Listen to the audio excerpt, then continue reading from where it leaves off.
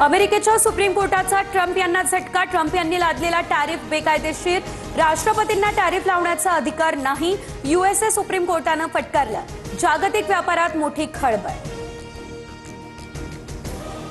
टॅरिफबाबत आता American supreme कोर्टाचा मोठा निर्णय आणि तो अपमानजनक। माझा प्लॅन बी तयार, अमेरिकेचे राष्ट्राध्यक्ष डोनाल्ड ट्रम्प यांचा इशारा। विलिनीकरणानंतर भुजबळ राज्यसभेवर जाणार होते। अजित पवारांनी स्वतः आम्हाला या संदर्भात सांगितलेलं, अमोल कोल्हे यांचा गौप्यस्फोट। छगन भुजबळ यांची अनेक वर्षांपासून दिल्लीत जायची इच्छा, ज्येष्ठांसाठी राज्यसभा योग्य सदन। अमोल कोल्हेंच्या गौप्यस्फोटानंतर संजय राऊतांचं वक्तव्य।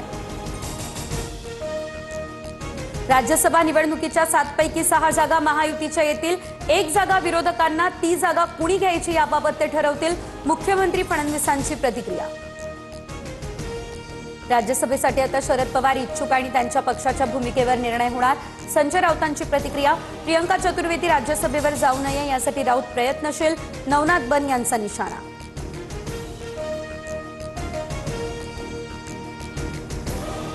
एकमेकास सहाय्य करू, अवघे धरू सुपंथ हा मंत्र आघाडीनं जोपासण्याची गरज। राज्यसभेवरील जागेवरून काँग्रेसच्या हर्षवर्धन सपकाळांचं वक्तव्य। राज्यसभेच्या एका जागेसाठी काँग्रेस आग्रही। ही जागा शिवसेनेचीच, राज्यसभेच्या जागेवरून आदित्य ठाकरे ठाम। काँग्रेससोबत कोणतीही चर्चा झालेली नाही, आदित्य ठाकरे यांची स्पष्टोक्ती। चंद्रपुरात महापूर न झाल्यानं विजय वडेट्टीवार यांची दिल्ली हायकमांड समोर माफी, तर यावर पुन्हा बोलू असं म्हणत वरिष्ठांनी बोलणं टाळलं, सूत्रांची माहिती। प्रत्येक गोष्टीला एक्सपायरी डेट असते, सत्तेत असणाऱ्यांनाही एक्सपायरी डेट।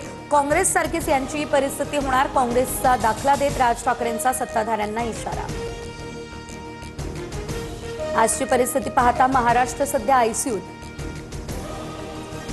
राज्यात विकास नाही तर ही सूज, मनसे पदाधिकाऱ्यांच्या बैठकीत राज ठाकरेंचा हल्लाबोल।